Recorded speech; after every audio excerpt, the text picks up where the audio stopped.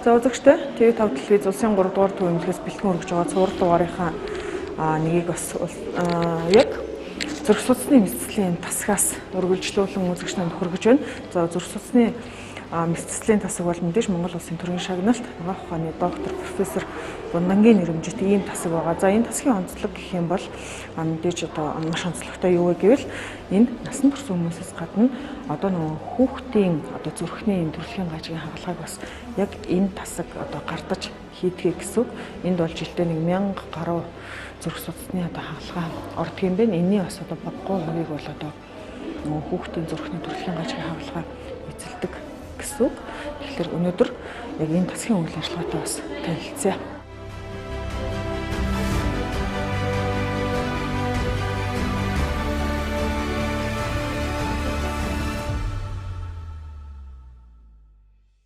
Яг энэ зүрх судасны мэдцлийн тасгийнхаа онцлогийг ярьж өгөөч.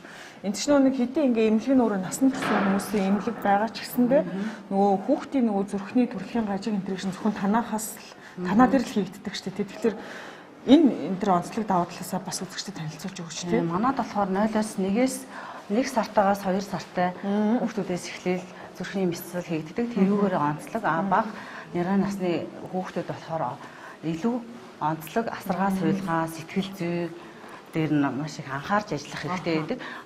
Хүүхдүүд нөгөө хаалганы дараа маш их олон гуурстай гарч ирдэг. Тэр гуурснуудыг сүлгч нар маань батгтаасан сэргийлэн тийм асаргаа суулгаанууд маш их шаарддаг. Ер нь хэдэн хувь нь одоо хүүхдийн ир болгоо эзэлдэг юм бэ? Одоо манайд чинь жилдээ 1000 гарan хаалгаа ордог. Тэрний 30% нь хүүхдийн мэс засал, 70% нь насан туршидчдын мэс засал эзэлж байгаа. Ер нь одоо энэ жил тутам одоо энэ хаалгааны тоо хэмжээ өсөж байгаа, нэмэгдэж байгаа юу танад нэмэгдэж байгаа.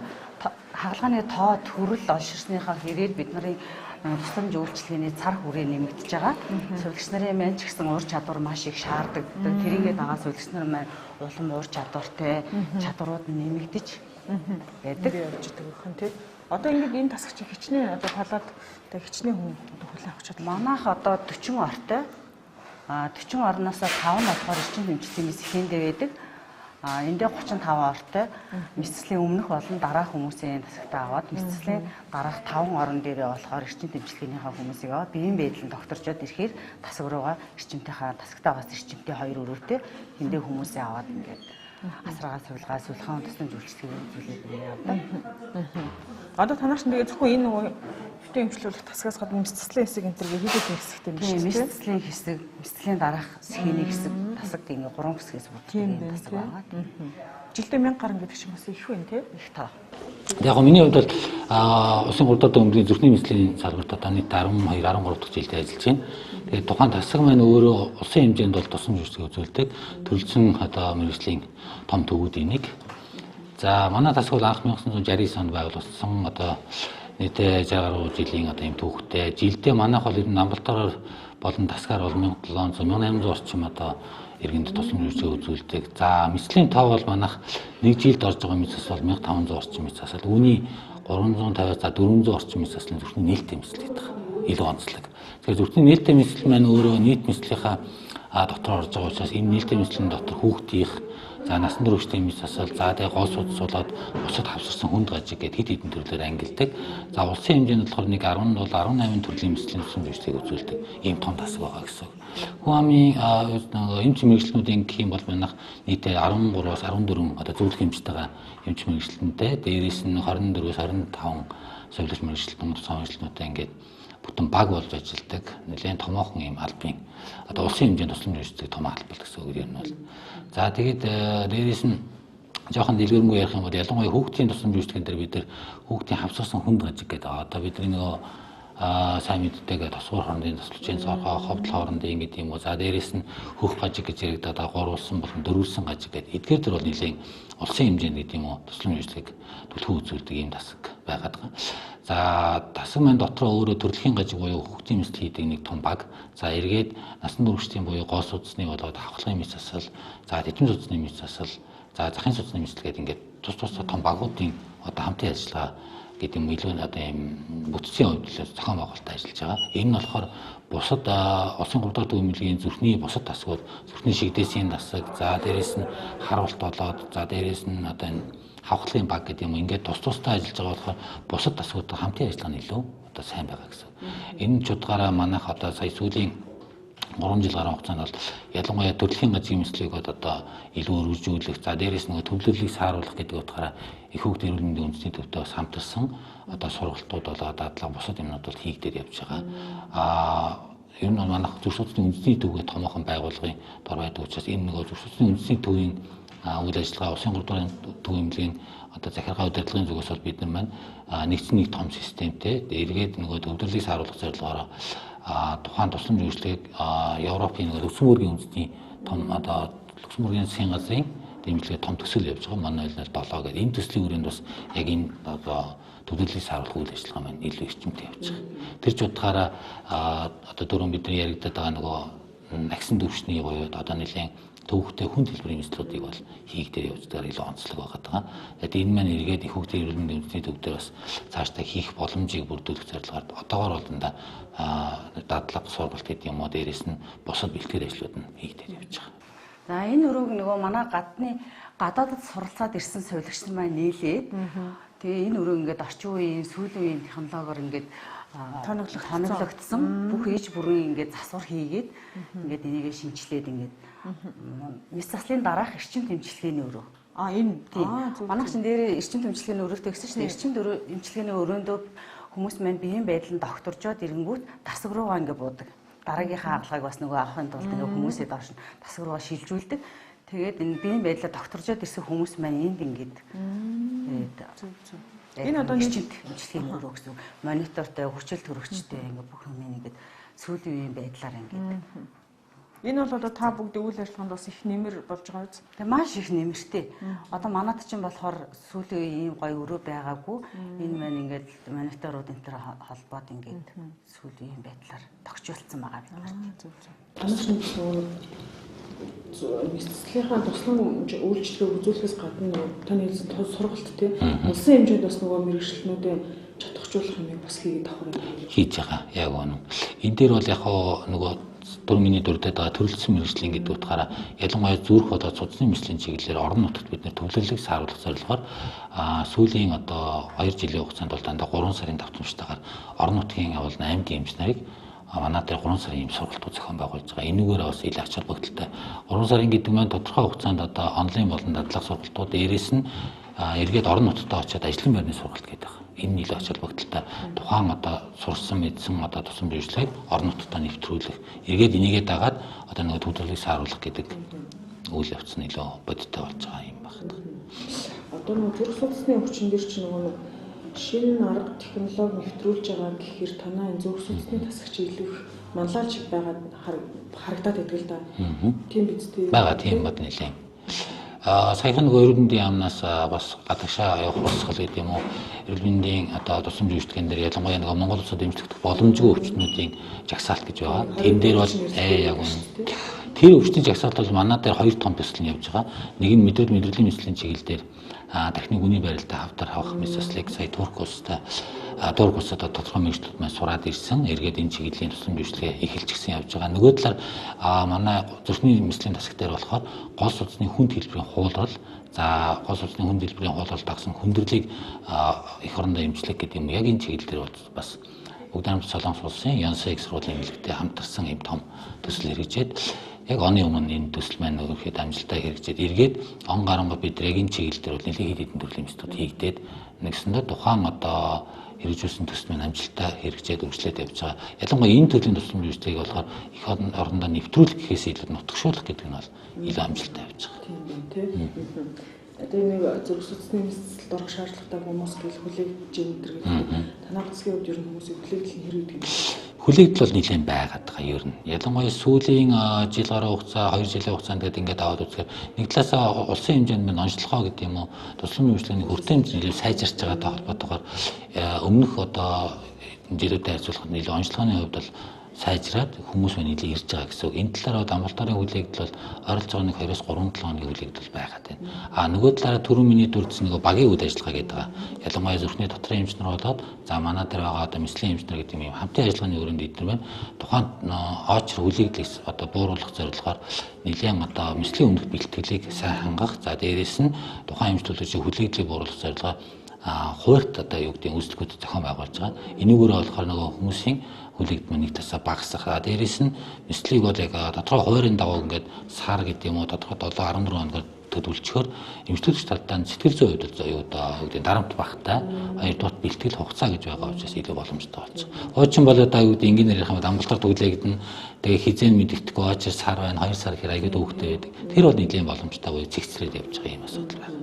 За үзэгчдээ бид зүрх судасны мэсцлийн тасгаас одоо энэ удаагийнхаа дугаарыг бэлтгэн хүргэж байгаа. За яг одоо энд нөө зүрх судасны мэсцлийн тасгийн одоо зүрхний мэс засал явагдаж байна. Ийшээгээ бас орж энд ажиллаж байгаа одоо сувилагч нар одоо ямар өөрөг ролтой ажилладаг юм бэ гэдгийг одоо орж харцгаая.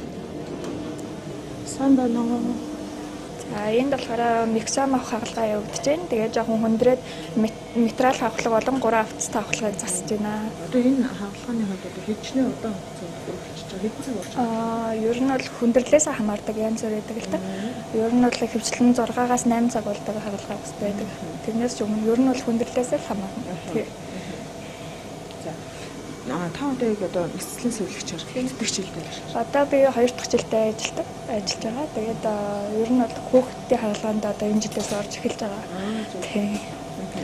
2 жил. ер нь ажлын нөхцөл юу вэ? Ер нь бол гоё.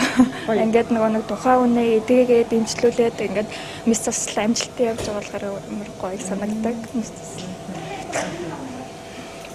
Ер нь одоо нөгөө мэсцлийн сувилагчаас шаарддаг ур чадвар гэж юм байдаг гэхдээ онцгой. Ер нь бол жоохон торгон мэдрэмжтэй. Тэгээд хурдан шуурхай бүх багжаа нэг хурдан шуурхай авч өгдөг. Одоо ингээд энэ одоо жишээлбэл хагалгаа дууслаа гэж бодоход та бүгдээ ажил яаж өргөжлөх вэ? Бид нэр одоо ингээд хагалгаа дуусчаад хүний хүлээлгэж өгнө эрчим дэмжлэгээрөө тэгээд багжаа янзлаад багжаа угаад тэгээд ер нь өнөөдөр ажил дуусдаг.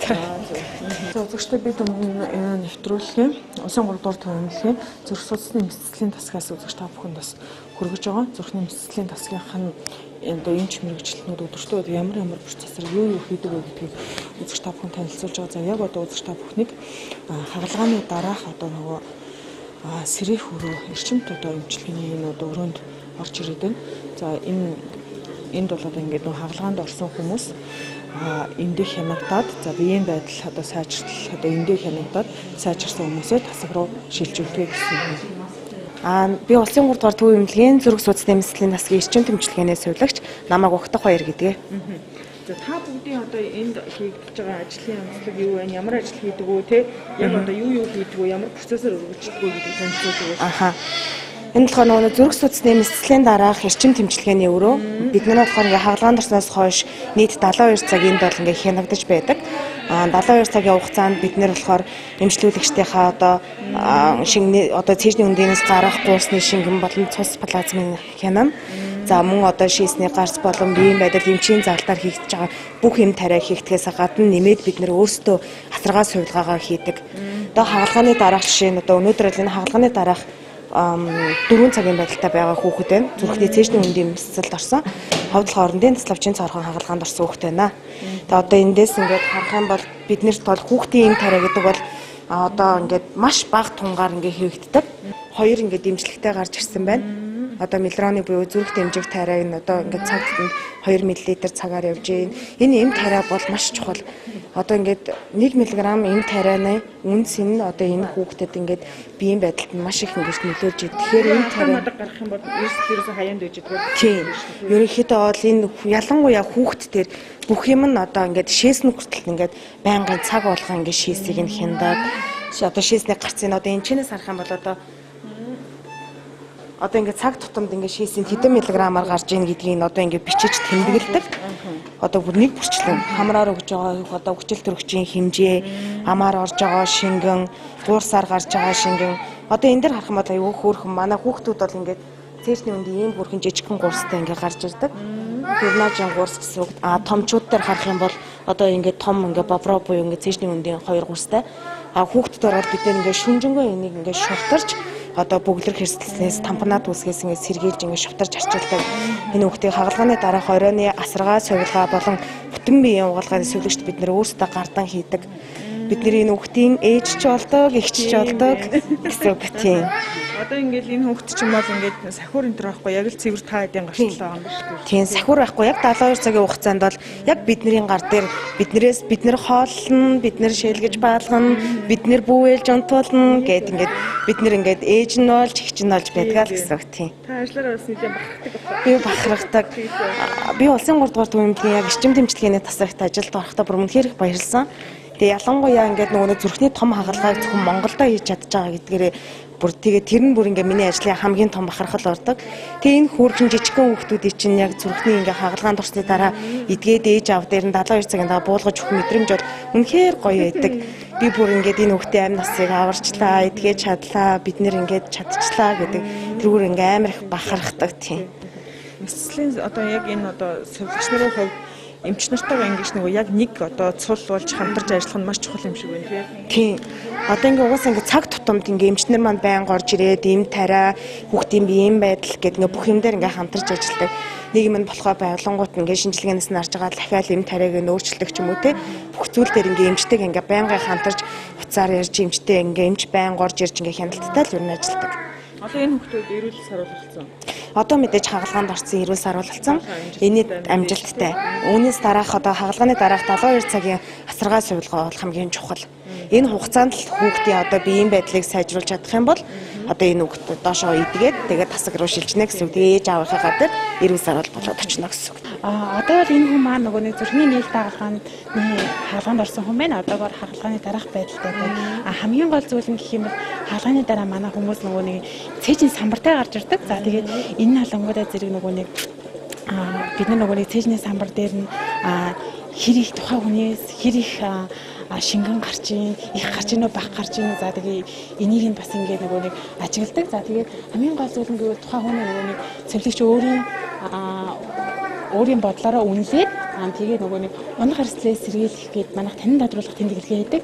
За одоо энэ хүн дээр болонгуудаа зэрэг хүчил төрөгч хязгаарлах хөдөлгөөнтэй байх тэгээд нөгөө нэг цээжний хөндийн гуурстай тэгээд нөгөө нэг хүчил төрөгчийн хэрэгцээтэй энэ төр гээд ийм юу танин тодруулах тэмдэг хийдэг. За тэгээд тухайн хүний биеийн байдлаас хамаарат 2 юм уу түүнээс дээш цээжний хөндийн самбартаа бас гарч ирдэг байна.